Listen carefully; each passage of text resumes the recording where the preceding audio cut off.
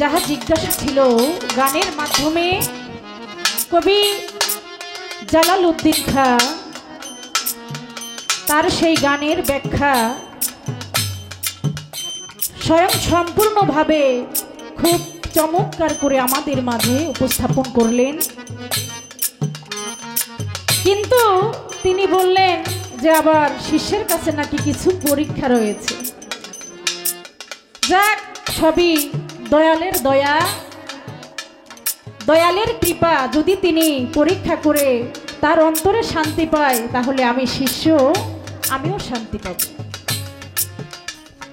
আমার কাছে একটি প্রশ্ন রাখলেন যে এক ভক্ত তার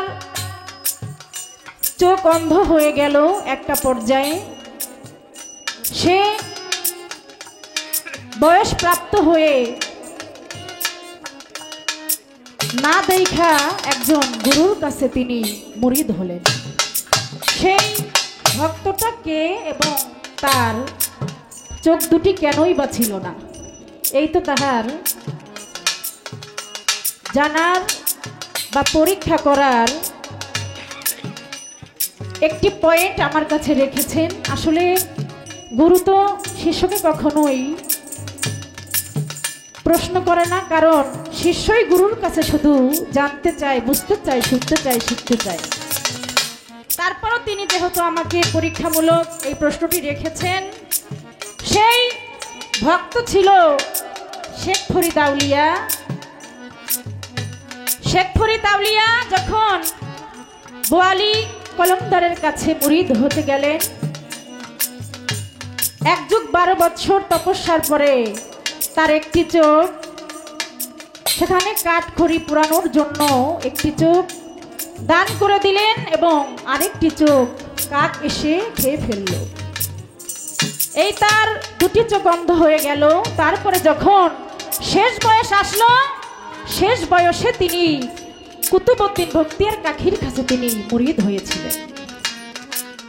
আমি অতি ছোট করে, যতটুকু না বললেই নয়, কথা আমি বেশি দীর্ঘ বাড়াবো না। এই তো তাহার প্রশ্ন ছিল, আমি আশা করি তার প্রশ্নের মীমাংসা রেখে গেলাম। তো আমার গুরুর কাছেও কিন্তু আমার একটি প্রশ্ন থাকবে, একটি না, দুটি প্রশ্ন। একটি প্রশ্ন হচ্ছে যে এমন কোন ভক্ত ছিল যেই ভক্তের বৈঠার বাড়িতে গুরুর জ্ঞান চক্ষু খুলে গেল? এমন কোন ভক্ত ছিল যেই ভক্তের বৈঠার বাড়ি, মানে নদীতে যে নৌকা চলে, চিনেন না? এই নৌকার মধ্যে গুরু আর ভক্ত, গুরু আর শিষ্য যখন নায়ের মাঝে বসা, তখন সেই শিষ্যের বৈঠার বাড়িতে গুরুর জ্ঞান চক্ষু খুলে গেল। সেই ঘটনাটা কি ছিল? সেই ভক্ত কি ছিল? সেই গুরু কে ছিল? এই একটি কথা। আরেকটি কথা, আমারও হাত পা চক্ষু কর্ণ নাসিকা সব কিছুই আমার মাঝে যা আছে আপনারও তা আছে, কিন্তু কেন আমার মুরিদ হইতে হবে? মুরিদ হইলে কি এমন ভালো ফলাফল পাবো? আর যদি মুরিদ না হই, তাহলে এমন কি ক্ষতি হবে? কারণ আমার দাদার দাদা, দাদার দাদা, অনেক মুরব্বীরা, তারা এই মুরিদ সম্বন্ধে কিছু জানেই না। না জেনেই তারা কবরবাসী হয়ে গেছে। তাতে কি তারা দোজখবাসী? নাকি মুরিদ না হইলে কোনো অপরাধ?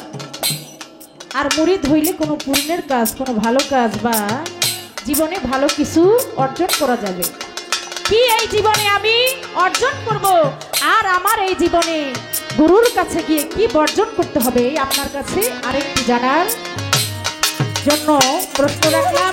আশা করি আমাদের মাঝে পরিষ্কার করে আপনি বুঝাইয়া দিবেন।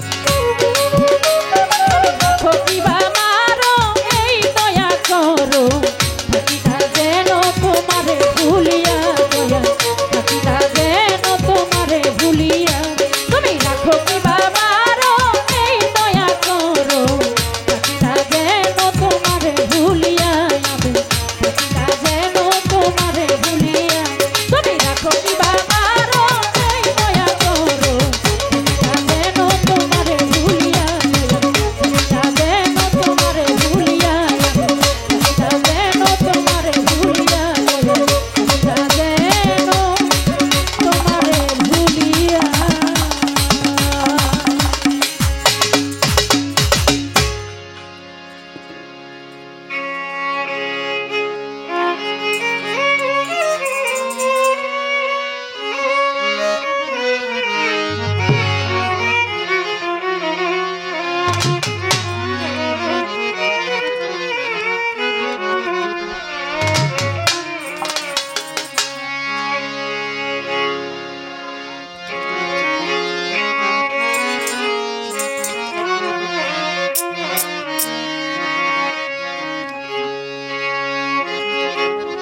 আমি মুখ দেখাবো কারে দয়ালি মুখ দেখাবো কারে আমি মুখ দেখাবো কারে দয়ালি মুখ দেখাবো কারে ঘরের মাল সব লুইটা নিল আছে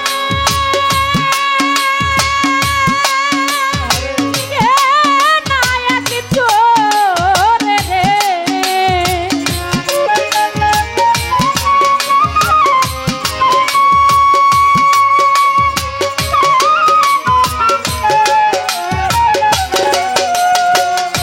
ঘরের মাল সব লুইটা নিল আছে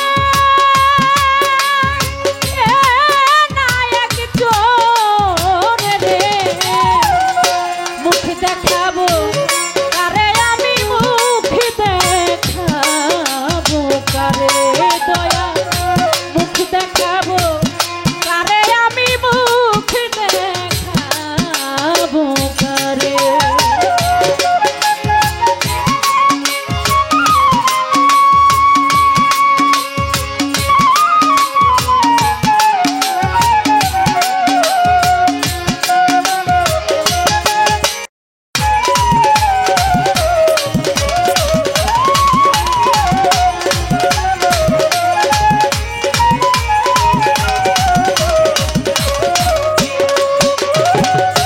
দরজা খুইলা শুইয়ারে ছিলাম আমি একা ঘরে দয়া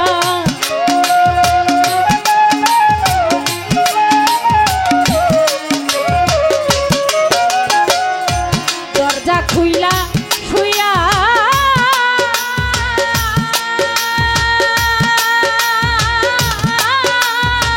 ছিলাম বন্ধ আমি একা ঘরে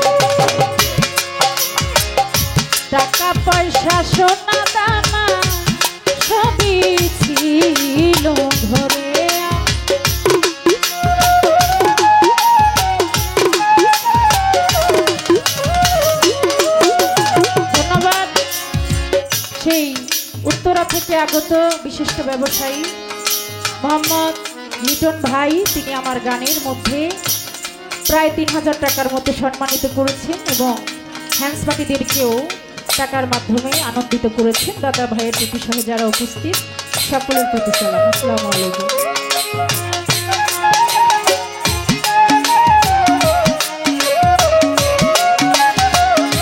টাকা পয়সা সোনা দানা সবই ছিল ঘরে, এমন ধ্বংসে করলো চুরি যাচ্ছিল সাত্ত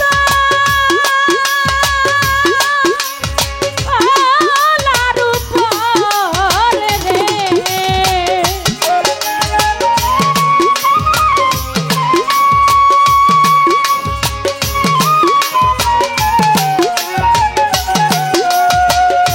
এমন ধ্বংসে করলো চুরি যাচ্ছিল সাত্ত আলার উপরে রে। মুখ দেখাবো কারে আমি, মুখ দেখাবো কারে বন্ধু, মুখ দেখাবো কারে আমি, মুখ দেখাবো কারে।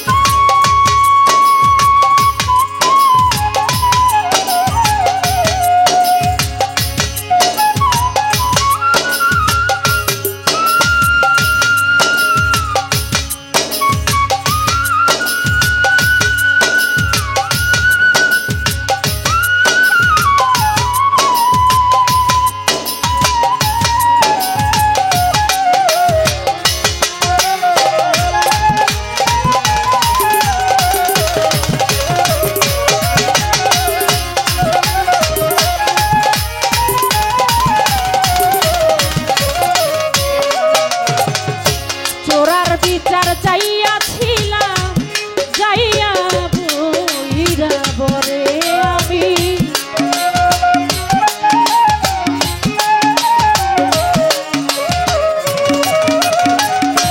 চোরার বিচার চাইয়া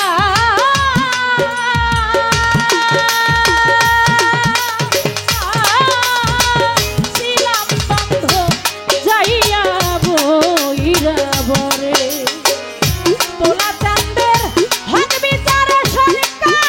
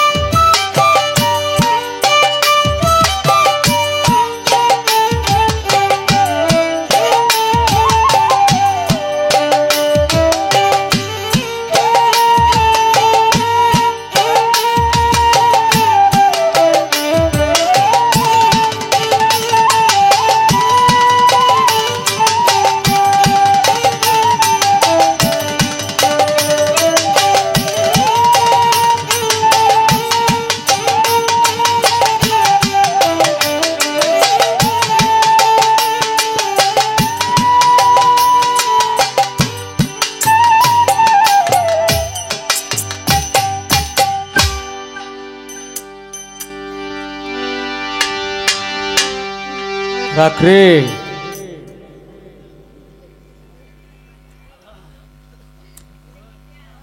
আমার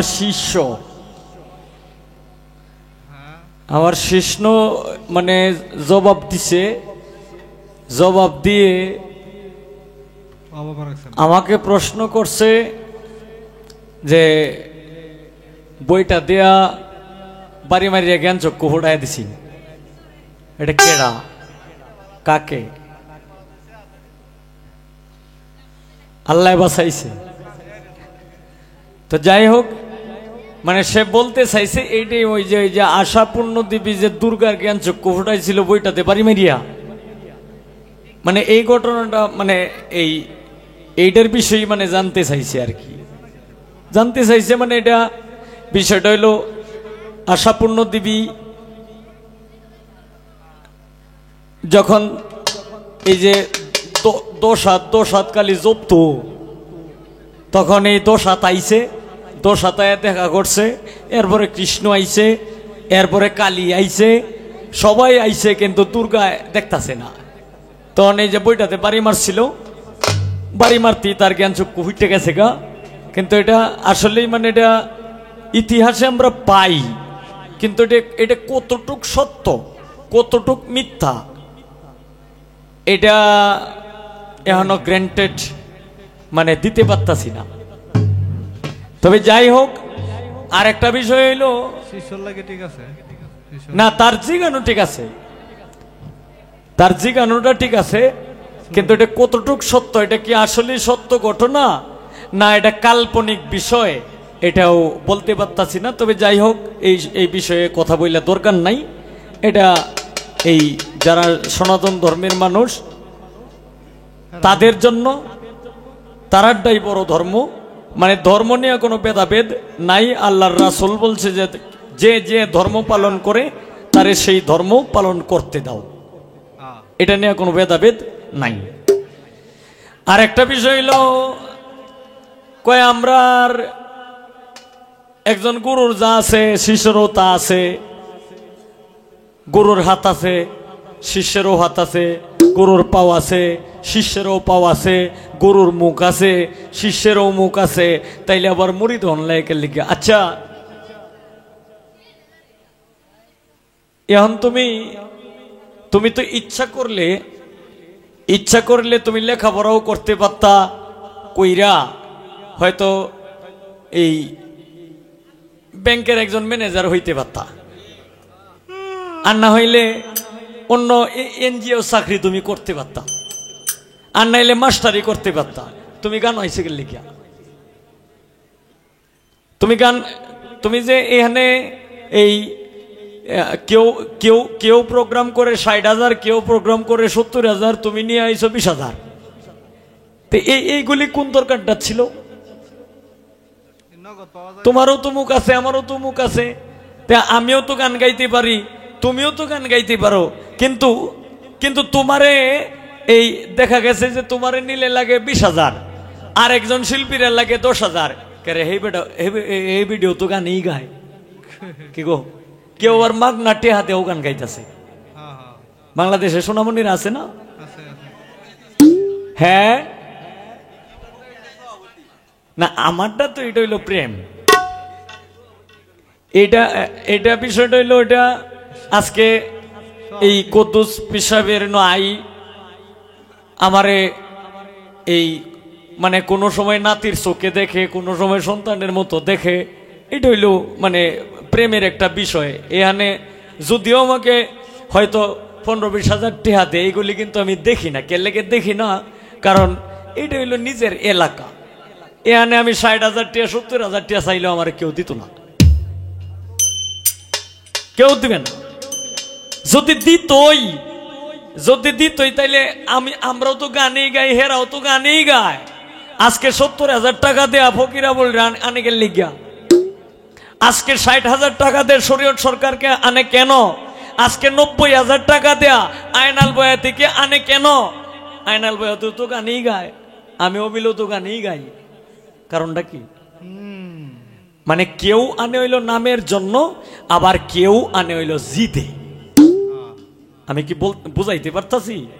কেউ আনে হইল নামের জন্য, আবার কেউ আনে হইল জিদে। আমরা নেত্রকোনা থাকলে এরার গান আমরা হনন লাগবো, হেই 1 লাখ টিয়া 1.5 লাখ টিয়া দে দূরার ডিরে আনবাম। কিন্তু মানুষ কিন্তু 12টার পরে আর তাই না, মানুষ কিন্তু 12টার পরে থাকে না। এটা হয়তো কেন থাকে না, শিল্পীদের গান শূন্য থাকে না, না পীর সাহেবের এই পীর সাহেবের দরবার গরমের লেগে 12টার পরে থাকে না, এইটাও মানে বলাটা এটা আমি বলতে পারতাছি না ঠিক মতো। আমি যা কথা কই আমি কিন্তু বাস্তবতার সাথে মিলাইয়া কিন্তু আমি কথা কই, অনবাস্তব আমি কোনো সময় কথা আমি বলি না। এটা নিয়ে অনেক শিল্পীরা, কিছু কিছু শিল্পীরা আমার নামে বিচারও কিন্তু দেয় এই বাংলাদেশ বাউল সমিতিতে। অনেক শিল্পীদের সাথে ঝগড়াও করছি, প্রেমের ঝগড়া করছি, কিন্তু করি প্রেমের ঝগড়া হরে গিয়া দেয় হইল বিচার, যে অবিল সরকারে তো এইটা কইছে, সেইটা কইছে, সেইটা কইছে, পরে হেই আমার নামের সমালোচনা করে, আমার নামে মন্তব্য করে হরে হেই আমার লগি গান গায়। তাহলে কে লেগে করলি ও দুদি? এটা হইল বুঝার ভুল। আচ্ছা ঠিক আছে, এখন মুড়ি ধোয়া লাগে কে লেগে? মুড়ি ধোয়া লাগে কে লেগে? হাত পাও চোখ মানে সবকিছুই আছে, কিন্তু হাত পাও থাকতেও মুড়ি ধোয়া লাগে, এটার বিষয়টা কি? আচ্ছা এখন তুমি কি কোরআন মানবা না সাধারণ মানুষের কথা মানবা? কিছু কিছু মানুষ কয় যারা আহলে বায়াতের আওতাভুক্ত না, যারা পাক পাঞ্জাতনকে যারা বিশ্বাস করে না, তারা কয় যে কের ভিড় কের ফকির, এই যে ব্যঙ্গ করে কথা লইয়া। আমি এই বিষয়ে দুই একটা কথা বললে আপনাদের খারাপ তো লাগবে না, কারণ এগুলি কেন বলে, কারণ এগুলি এরাও কিন্তু জানে, এরাও জানে যে অলিয়া উলিয়া পাগল ফকির মজনু মস্তান নবী রাসূলদের পরে দিয়া যদি ওনারা না আসতো তাহলে ইসলাম প্রচারটা ঠিক মতো কিন্তু হইলই না। কারণ নবী রাসূলরা তারা একটা গণ্ডির ভিতরে রইছে, আর মানে এটাও আল্লাহর নির্দেশে, আর সারা বিশ্বের মধ্যে সারা বিশ্ব ভ্রমণ করেছে অলিয়া উলিয়া গৌস কুতুব পাগল ফকির মজনু মস্তান পীর মাশায়েখদের মাধ্যমে। নবুয়তের যুগ আল্লাহর নির্দেশে মানে বন্ধ হয়ে গেছে, এরপরে হইল বেলায়েতের যুগ।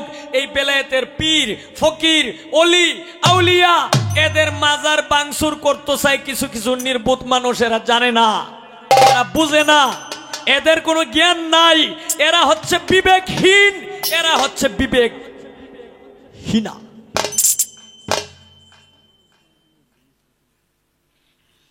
এটা হইল কিছু কিছু মানে যারা বুঝে না এদের কথা হইল এটা, যে মাজারে একটাও বাংলাদেশ মানে একজন লোকে কইতাছে, আমি ইউটিউবে শুনছি, বাংলাদেশে একটা মাজারও রাখবো না, সব কিছু ভাঙ্গে ফেলবো।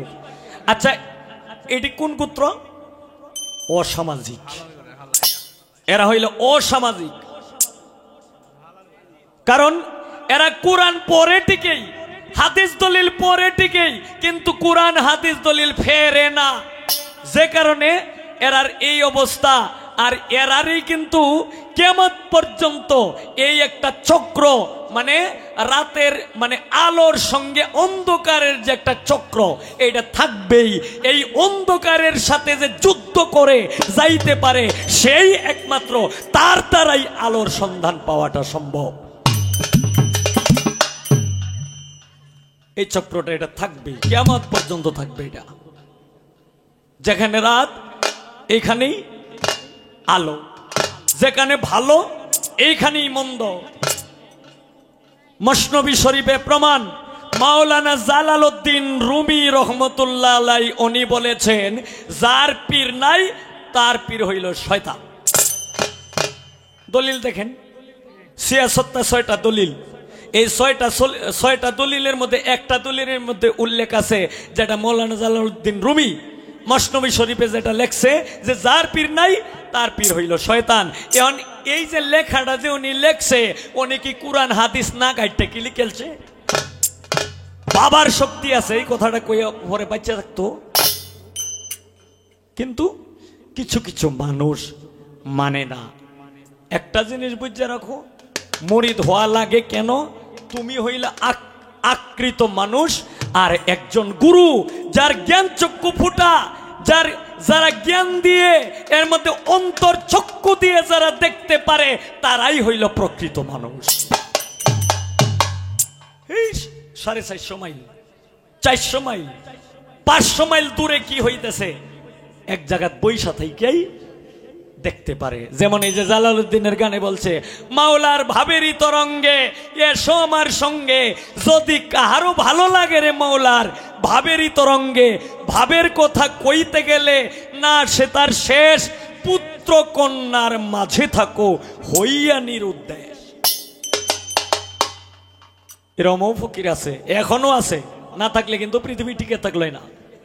এখনো পীর মা শেখ আছে, তোমার সাথে বইয়া গল্প করতেছে, তোমার গান শুনতেছে, সে কাজ করতেছে হইল আরেক জায়গায়।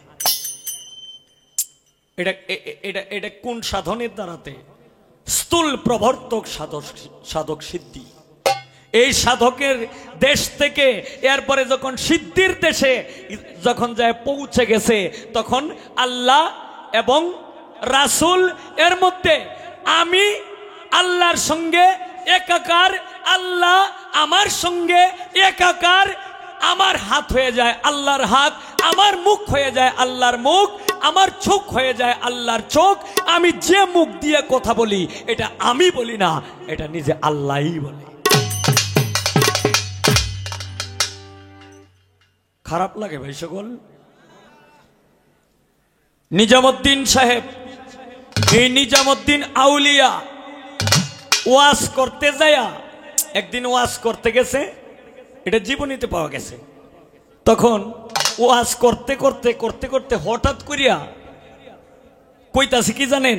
হাম আপনে খোদ খুদা বন গিয়া হ্যায়।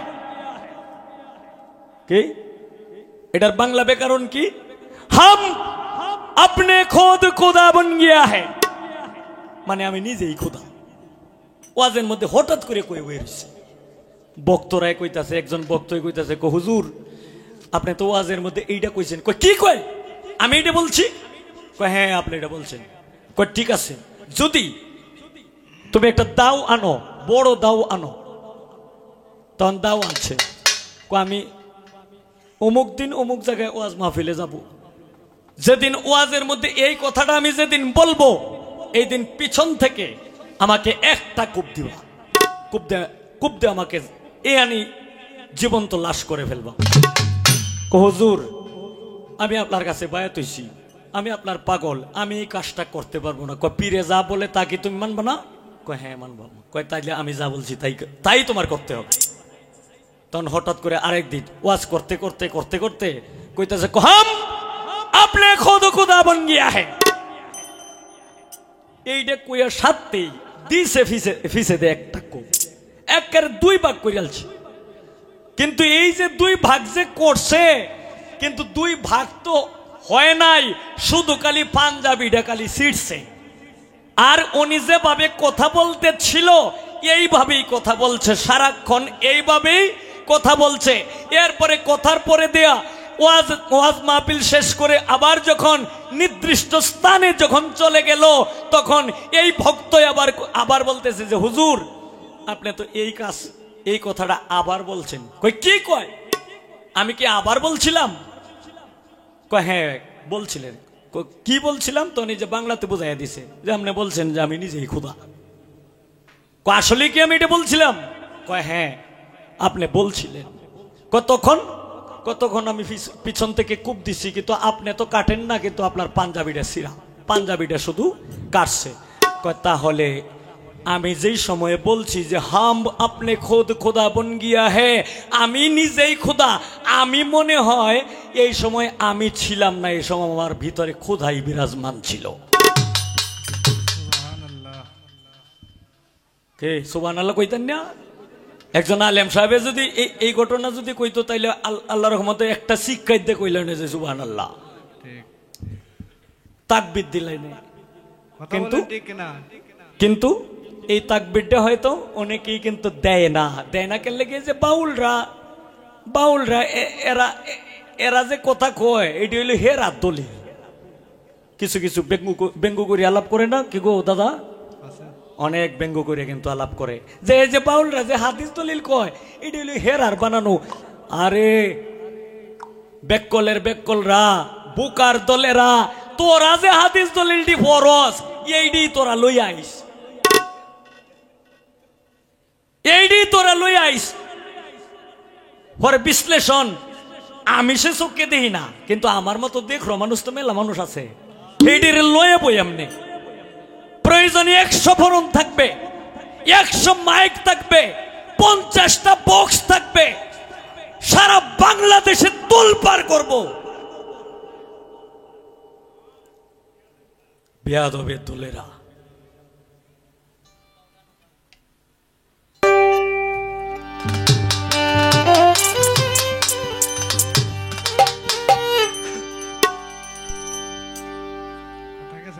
নবীরে কয় আমরা এই রাসূলুল্লাহ হইল আমরা বড় ভাইয়ের মতো, কেমন জ্ঞানীর ঘরের জ্ঞানীটি সাজছে।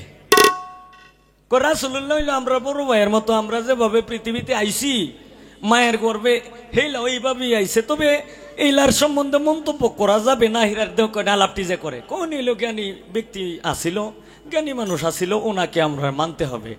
মান্ড্রির ঘরের মান্ড্রিরা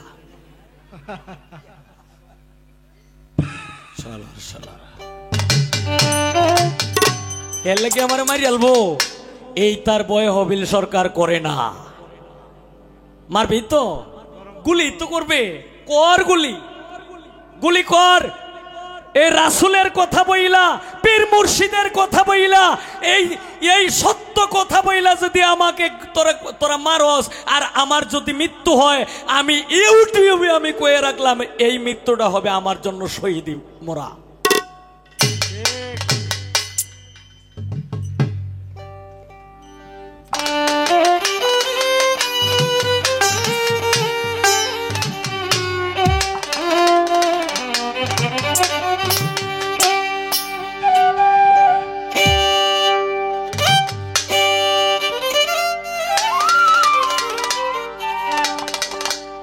কি সুন্দর পরিপাটি, কি সুন্দর পরিপাটি, আয়না গারা চতুর্ধারে মেন্টালে তেল ঝরে বাতি, মেন্টালে তেল ঝরে।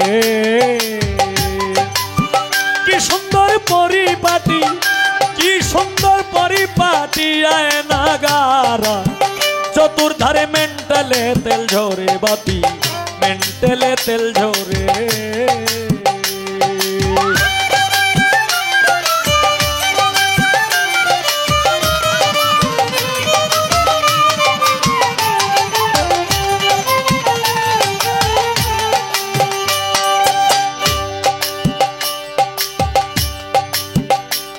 তুমি সাধ্য মতন তেল ভরিও, মিটার ধরে ফাম দিও, মিটারে বেটারা হইলে ভ্রষ্ট হইতে পারে।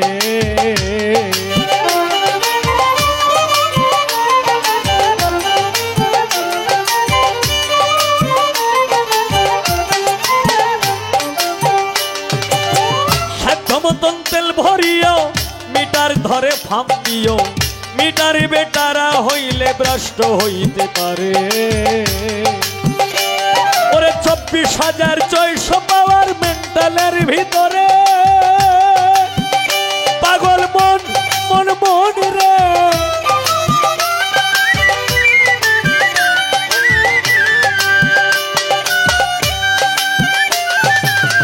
24,600 পাওয়ার মেন্টালের ভিতরে,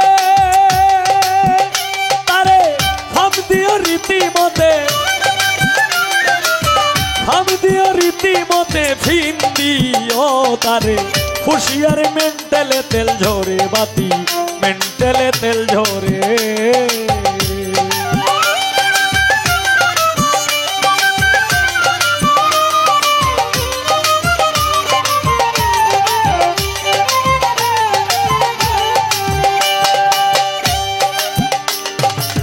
প্রাণায়াম অভ্যাস করো, কুম্ভক সাধনা করো, তাড়াতাড়ি কর্ম সার সাধ্য অনুসারে।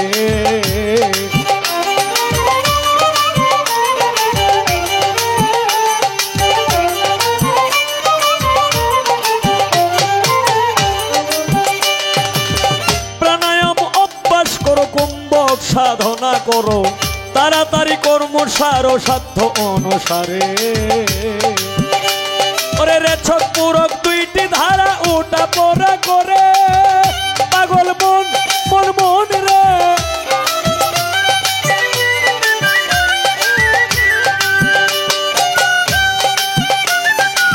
রেছক পুরক দুইটি ধারা ওটা পড়া করে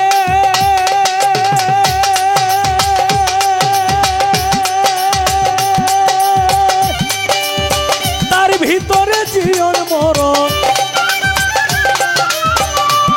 ভিতরে জীবন মরণ বেশাইতে কম মাইতে পারে মেন্টালে তেল ঝরে বাতি মেন্টালে তেল ঝরে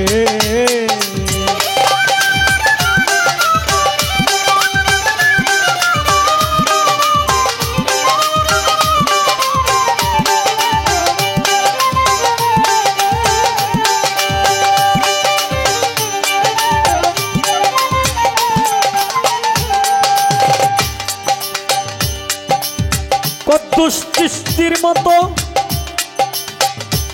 অথবা পীর মাশায়েখ ব্যক্তি যারা আছে তাদের কাছে আগে গিয়া করো সন্ধান দেখিতে পাবে বর্তমান মানুষ হইতে আছে প্রমাণ প্রতি ঘরে ঘরে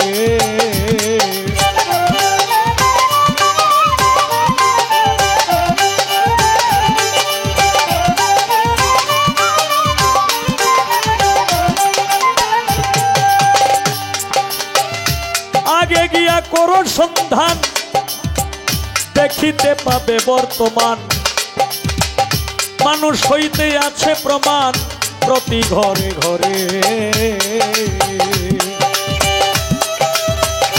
ইঞ্জিনিয়ারিং শিক্ষা করো বিশ্ববিজ্ঞান পড়ে পাগল মন মন মন রে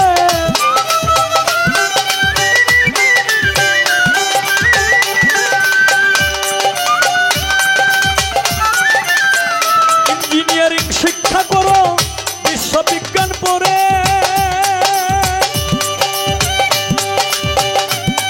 ওরে তার ভিতরে নিজে গিয়া তাতে দেখবি কোন কলে চাবি দিলে কোন কলেতে তোমার চারে মেন্টালে তেল ঝরে বাতি মেন্টালে তেল ঝরে বাতি মেন্টালে তেল ঝরে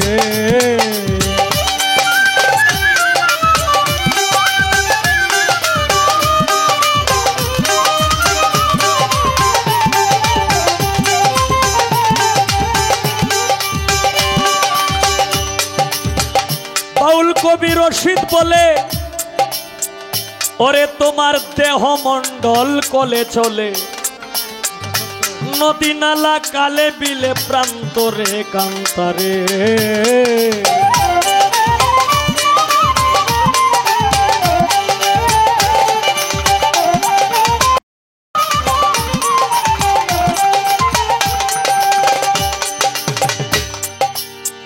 বাউল স্রষ্টা রশিদ বলে ওরে তোমার দেহ মন্ডল কলে চলে নদী নালা কালে বিলে প্রান্তরে কান্তরে দেহ রাজ্যের আচার বিচার যে করিতে পারে পাগল মন মন মন রে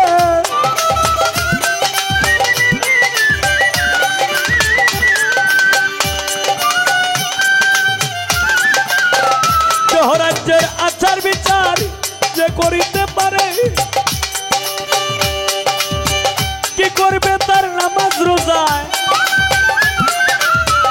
কি করবে তার নামাজ রোজায় বেহেশতে যাবে শরীরে মেন্টালে তেল ঝরে বাতি মেন্টালে তেল ঝরে বাতি মেন্টালে তেল ঝরে কি সুন্দর পরিপাটি কি সুন্দর পরিপাটি আয়না গারা চতুর্ধারে মেন্টালে তেল ঝরে বাতি মেন্টালে তেল ঝরে বাতি মেন্টালে তেল ঝরে বাতি মেন্টালে তেল ঝরে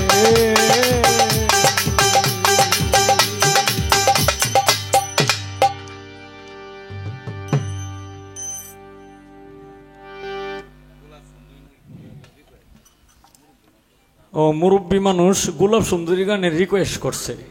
আচ্ছা ইনশাল্লাহ আমি মুরব্বীদের আবদার আমি রাখবো।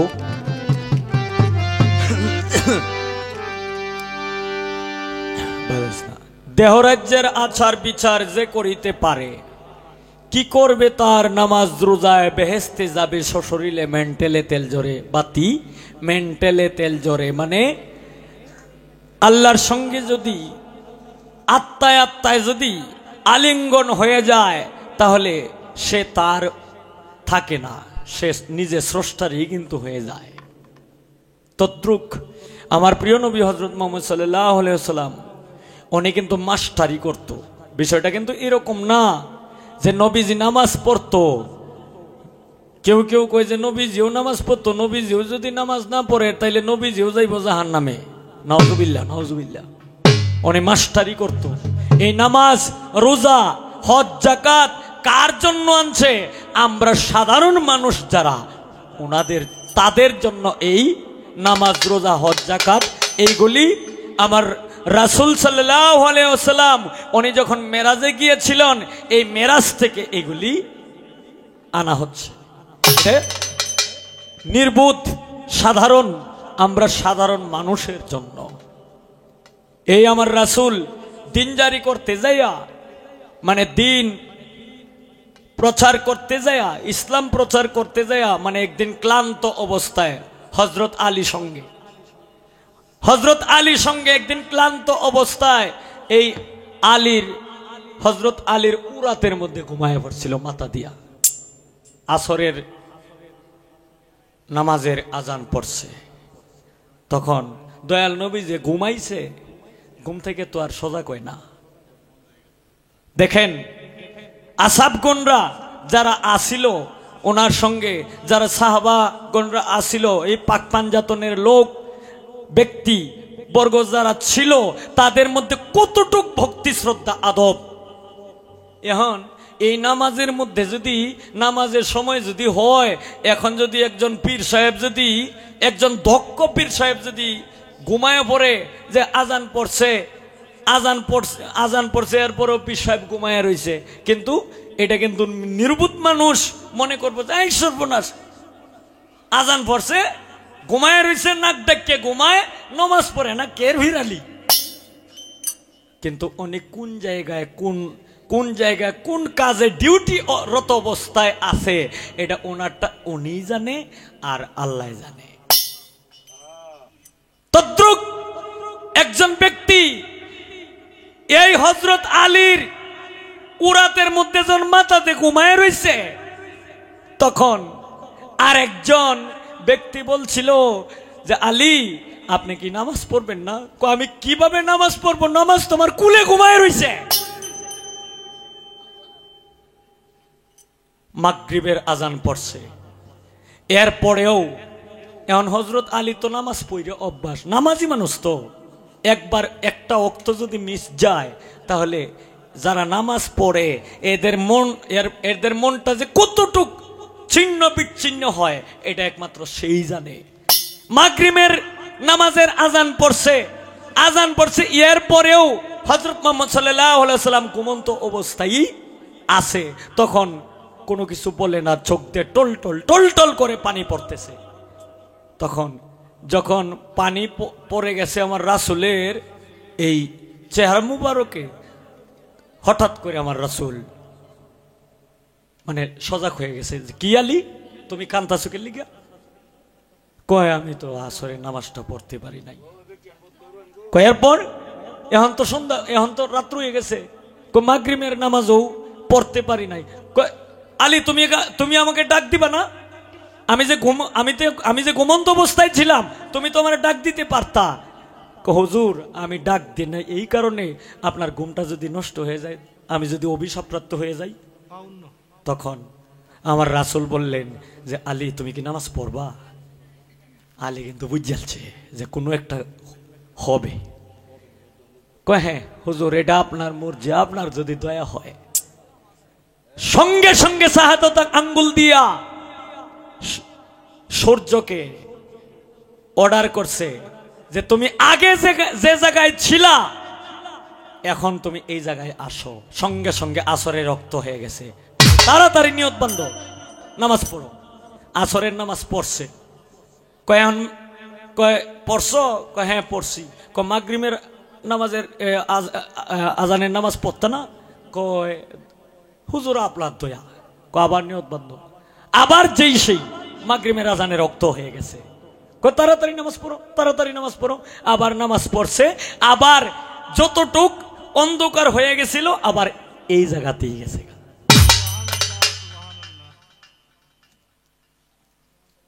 এর নবীরার যে মাঝে যা এইগুলি মানে বুঝার কোনো শেষ আছে?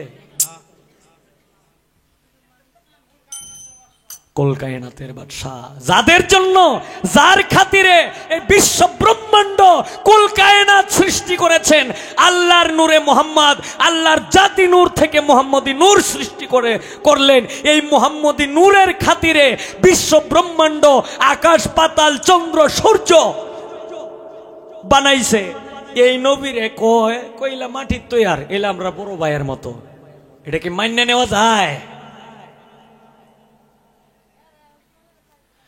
যাই হোক, অনেকক্ষণ কথা কইলাম, মনে হয় বিরক্ত করিয়াছি বেশি না? এখন গানে চলে যাই। প্রশ্ন আর পরীক্ষা নিরীক্ষা এগুলি আর করিয়া দরকার নাই, যে দুটার উপরে বাজে। এখন কয়টা গান গাইলাই নাকি?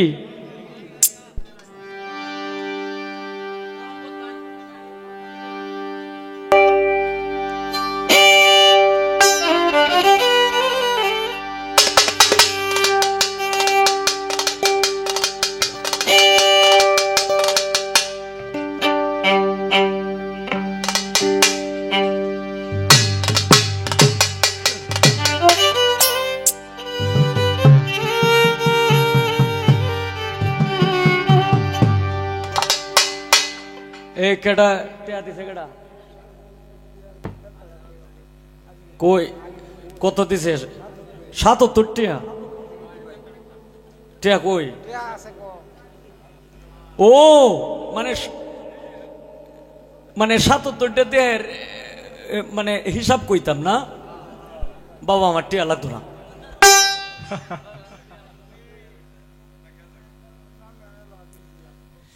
আজিমুদ্দি ভাই না, ৭৭টা দেহের হিসাব মানে দেহের তালিম নেওয়ার লেগা।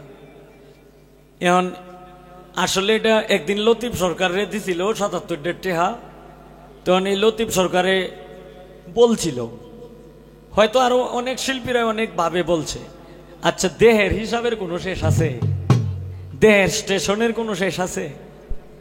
মানে কোন কোন জায়গাটির মধ্যে তালিম নিতে হবে, মানে এইটার মানে ব্যাখ্যা আর কি, ব্যাখ্যা। এখন মনে করেন যে আমি ৭৭টা হিসাব আমি কইতাছি, আপনারা শুনুন যে আমি কয়ে দিতেছি।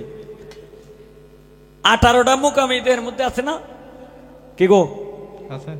এই 18টা মুকাম সম্বন্ধে আপনার জানতে হবে। এই 18টা মুকামের 18টা তালিম আছে। এরপরে জীবাত্মা, পরমাত্মা, আত্মা, আত্মারামেশ্বর, এই যে 5টা আত্মা, এই 5টা আত্মার 25টা গুণ আছে। 18 আর 25 কত? 18 আর 25 কত? অনেক, 43। 10টা ইন্দ্রিয়, এখন কত? 53। 6টা রিপু, এখন কত? 6টা লতিফা, এখন কত? 65। 9টা রাস্তা, এই 9টা রাস্তা সম্বন্ধেও আপনার অভিজ্ঞতা থাকতে হবে। এখন কত হয়েছে? 74। 3টা নারী, এই দেহের মধ্যে 3টা নারী, ইরা, পিঙ্গিলা, সুষমনা। এখন কত হয়েছে? 77 পাইছেন? হইল তো? এখন এইটার হিসাব দেন যাবো আরো 77,000। সারা রাত কইলে শেষ হইত না।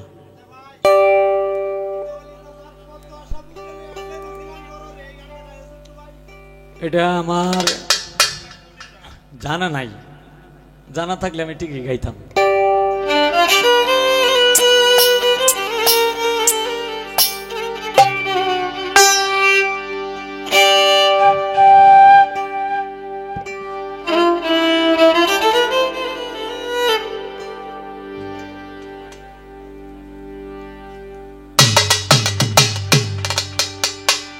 আমি গান করব দুইটা, একটা করব ওই যে মুরব্বির অর্ডারটা, আর একটা করব এই একটি, যেহেতু রাত্র 2:30টার উপরে বাজে, একটি একটি মায়ের গান করব দুইটা। আগে আগে অর্ডার এটা শেষ করে লই।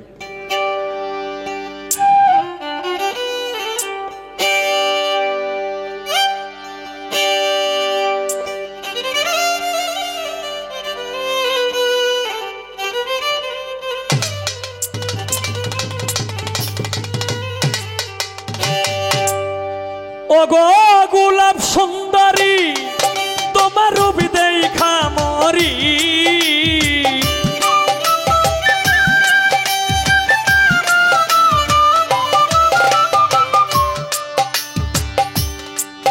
এই গানটা আমার কখনই গাওয়ার সার্থক হয়েছে। যা কালি আমি এই গানটা গাইতামই, কিন্তু আমার উস্তাদজি বাউল কিতাব আলী সাহেব, ওনার যে সময় অন্তিম অবস্থায় ছিল, হঠাৎ করে আমার একটা বানান্যা ছেলে আছে, মানে আমার বাবা বাবা ডাকে, আমিও তার এই সন্তানের মতো আদর করি, কামরুল।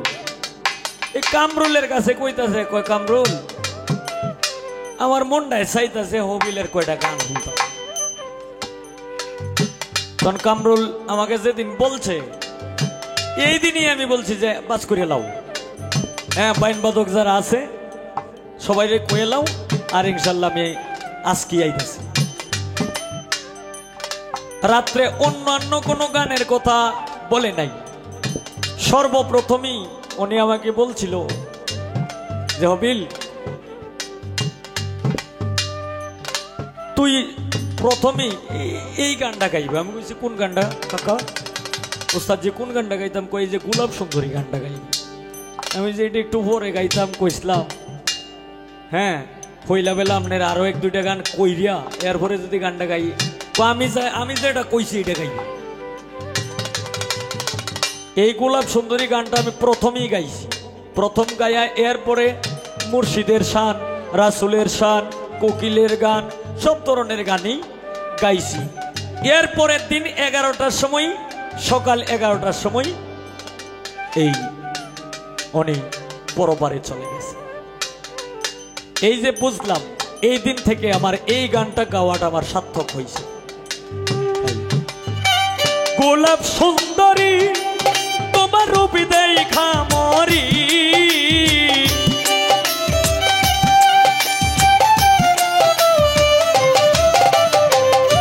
গোলাপ সুন্দরী তোমার রূপ দেখা মরি,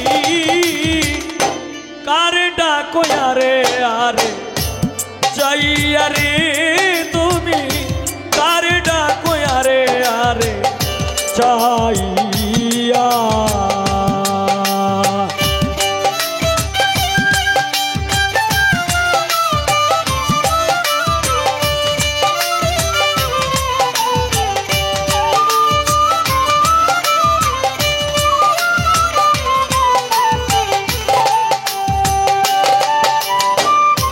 ফুটিল যৌবন কলি কন্যা তোমার বুকে, সন্ধ্যা বেলা বসে থাকো সুরমাই নদীর বাঁকে,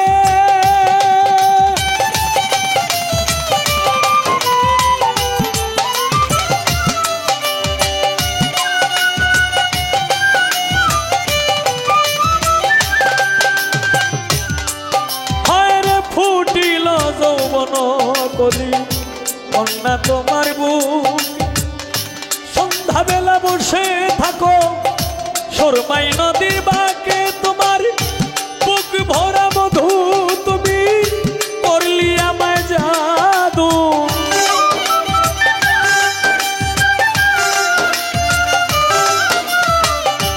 বুক ভরা মধু তুমি করলি আমায় জাদু। ওই সময় জলের ঘাটে আইয়া রে তুমি, আরে ডাকো আরে আরে চাইয়া।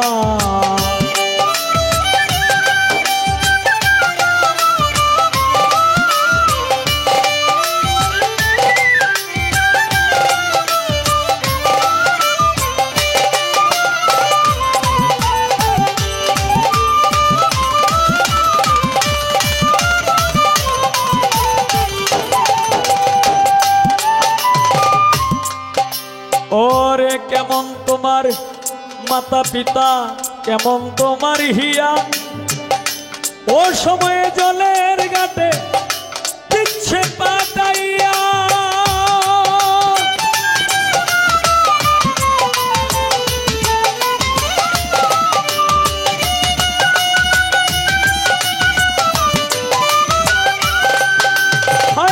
কেমন তোমার মাতা পিতা, কেমন তোমার হিয়া, ও সময়ে জলের ঘাটে দিচ্ছে পাঠাইয়া।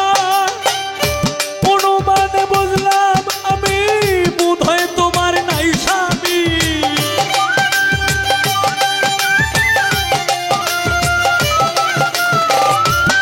অনুমানে বুঝলাম আমি বোধহয় তোমার নাই স্বামী।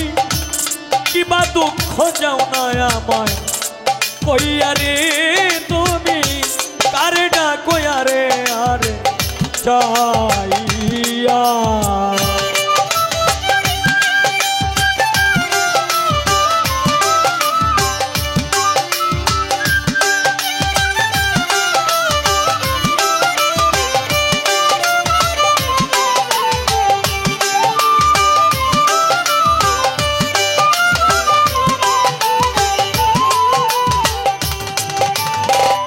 তুই যদি আমার হইতে আমি হইতাম তোর, বুকের উপর বুক মিশাইয়া করিতাম আদর।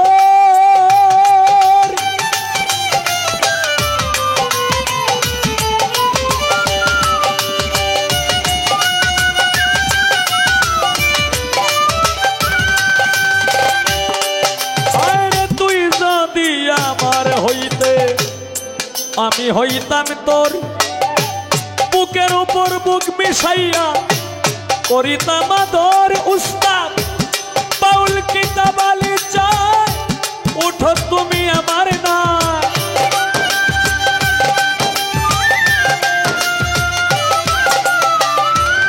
বাউল কিতাব আলী চায় উঠো তুমি আমার না।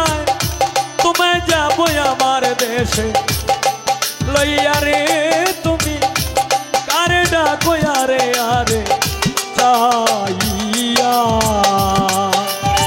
গোলাপ সুন্দরী তোমার রবি দেখা মরি,